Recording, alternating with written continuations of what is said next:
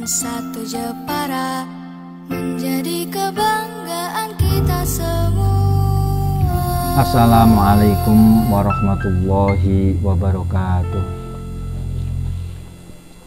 A'udzu billahi minasyaitonir rajim. Bismillahirrahmanirrahim. Alhamdulillahi rabbil alamin. Wassalatu wassalamu ala sayyidina Muhammadinil qail. As-salatu imaduddin. Waman aqamaha faqad aqamaddin, waman tarakaha faqad hadamaddin, wa ala alihi wa sahbihi wa tabi'in lahum bi ihsanin ila yaumiddin. Rabbi syrahli sadri wa yassirli amri wahlul 'uqdatam min lisani yafqahu qawli. La haula wala quwata illa billahil aliyyil azim. Amma ba'du. Anak-anakku sekalian, pada kesempatan kali ini kita niatkan tholabul ilmi, ngaji kitab fasolatan, melaksanakan perintah Allah Subhanahu wa ta'ala, yaitu bertholabul ilmi. Sebelumnya kita baca aja Fatihah bersama-sama, bertawasul kepada Kanjeng Rasul sallallahu alaihi wasallam, Sultanil Aulia Syekh Abdul Qadir Al-Jilani, para wali-wali, para ulama, para kiai, guru-guru kita semuanya. Liridho ilahi ta'ala wali syafaati Rasulullah sallallahu alaihi wasallam. Wa ila hadratin jami' ikhwanil anbiya wal mursalin wal auliya wa syuhada was-shalihin was-sahabati wat tabi'in wa jami'il malaikatikal muqarrabin wa karubin wa ruhan wa ulama al-muslimin wa ila hadratin sultanil awliya Syekh Abdul Qadir Jilani radhiyallahu anhu wa hadratin jami' arwahim minal muslimin wal muslimat wal mu'minin wal musyrikin aba'ana wa ummahatina wa ajdadina wa jaddatina wa masyayikhina wa ila hadratin awliyatis ayi wa lisawmin Abdul Jalil Sultan hadirin takalim wa ila hadratin syekhina wa rabbi ruhni Syekh Khudari Syekh Abdurrahman Khudari Syekh Ahmad Muhammad Khudari ila hadratin Syekh Asnawi Al-Qudsi Allahumma Al-Fatihah. A'udzu billahi minasyaitonir rajim. Bismillahirrahmanirrahim. Alhamdulillahi rabbil alamin arrahmanir rahim maliki yaumiddin. Iyyaka na'budu wa iyyaka nasta'in. Ihdinas siratal mustaqim. Siratal ladzina an'amta 'alaihim ghairil maghdubi 'alaihim waladdallin. Amin. Anak-anakku sekalian yang kami sayangi, kita panjatkan puji syukur kehadirat Allah Subhanahu wa ta'ala yang telah memberikan limpahan nikmat, rahmat, taufik, hidayah serta inayahnya kepada kita sekalian, sehingga kita masih diberikan kesempatan hidup, menghirup udara dari Allah Subhanahu wa ta'ala, sehingga kita bersama-sama bisa melaksanakan kewajiban kita dalam bertholabul ilmi. Semoga apa yang kita niatkan, apa yang kita laksanakan betul-betul mendapatkan ridho dari Allah Subhanahu wa ta'ala, menjadikan kita sekalian orang-orang yang mendapatkan rahmatnya Allah Subhanahu wa ta'ala, sehingga menjadikan keselamatan fitini wa dunya hatal akhirah. Amin Allahumma amin. Salawat beserta salam kita haturkan kepada junjungan kita Nabi Agung Muhammad sallallahu alaihi wasallam, dengan harapan mudah-mudahan kita mendapatkan syafaatnya kelak di yaumil qiyamah. Amin Allahumma amin. Anak-anakku sekalian, khususnya kelas 7A, kelas 7B, dan juga beserta para pengasuh, para ustadz, ustazah yang kami muliakan. Kitab ini adalah kitab fasolatan, kitab yang menerangkan hubungan kita kepada Allah Subhanahu wa ta'ala yang ada kaitannya dengan ubudiyah, dan dani benahi latihan sholat yang sebetul-betulnya yang disyariatkan oleh Rasulullah Shallallahu Alaihi Wasallam.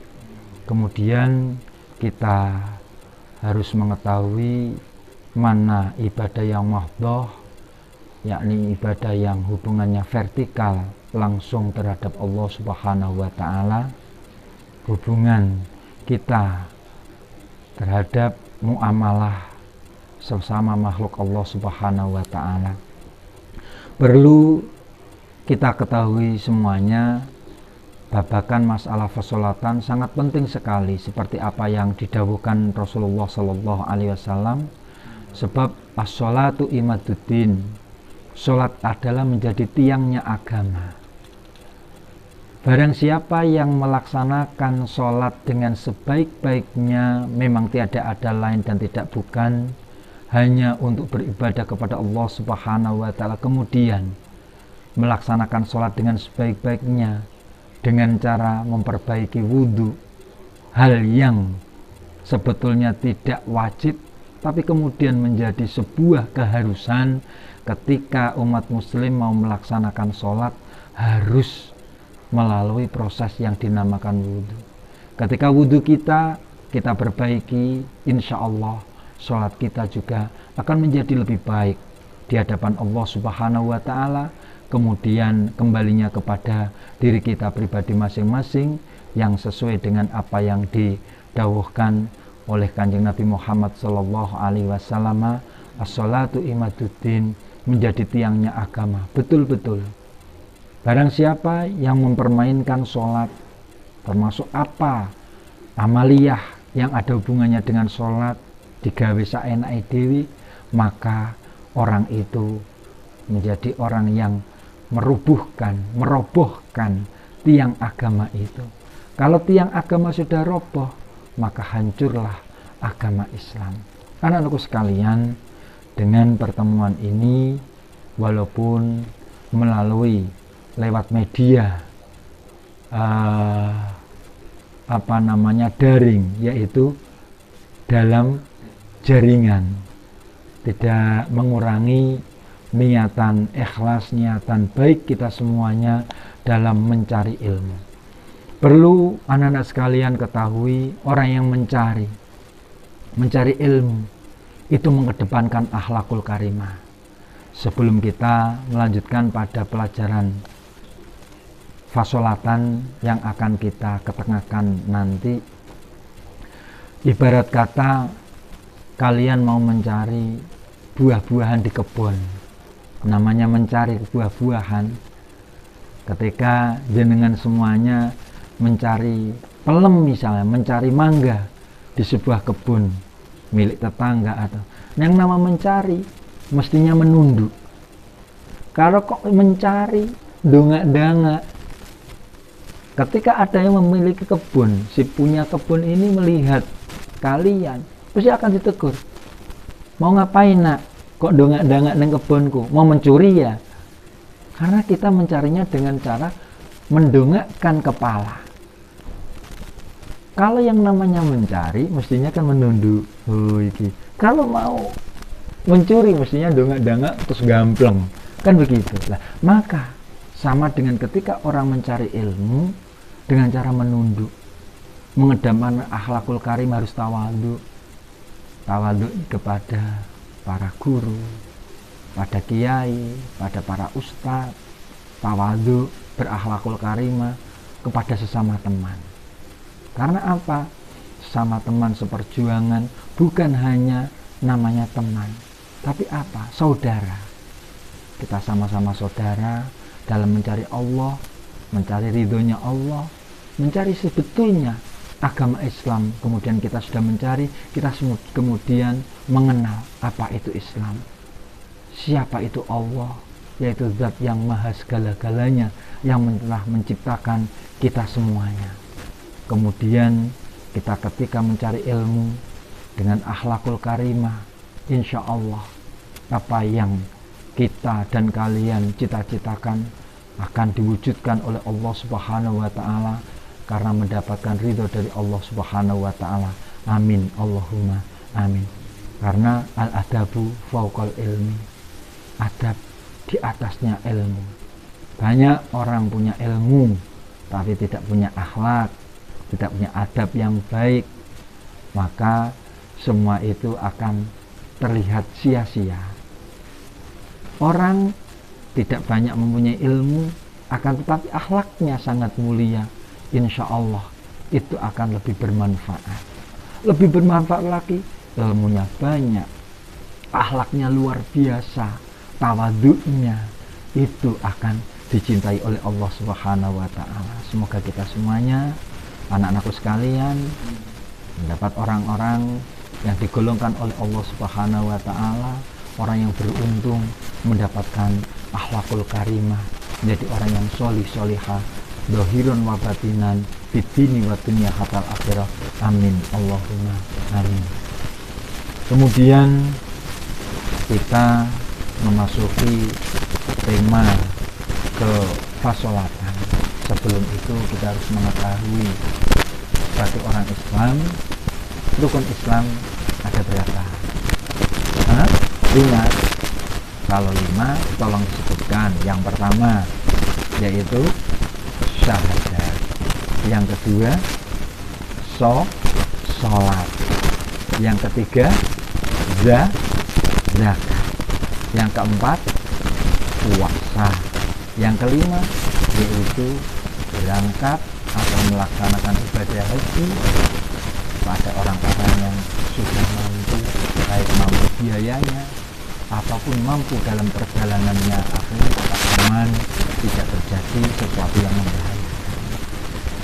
Anak-anak sekalian yang kami sayangi, setelah kita mengucapkan syahadat bersama-sama, kita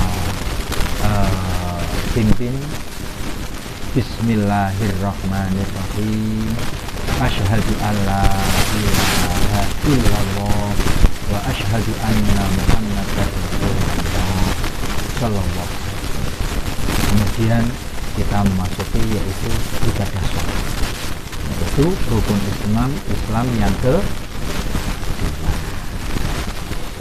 dibuka halaman keempat, muqaddimah.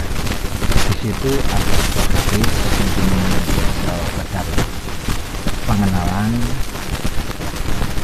Yang pertama kita membacakan hadis Bismillahirrahmanirrahim.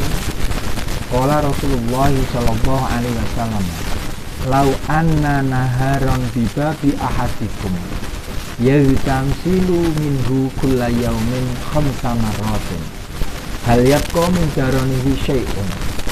Qalu la yabqa min daranihi syai'un. Qala fadzalika mithlu sholawatil khamsi yamhullahu bihinna al-khotoya al-hadits. Artinya di situ disimak, artinya dawuh Kanjeng Nabi Muhammad sallallahu alaihi wasallam, lamun ing ngarepe lawangmu kabeh ana bengawane. Bengawan itu apa?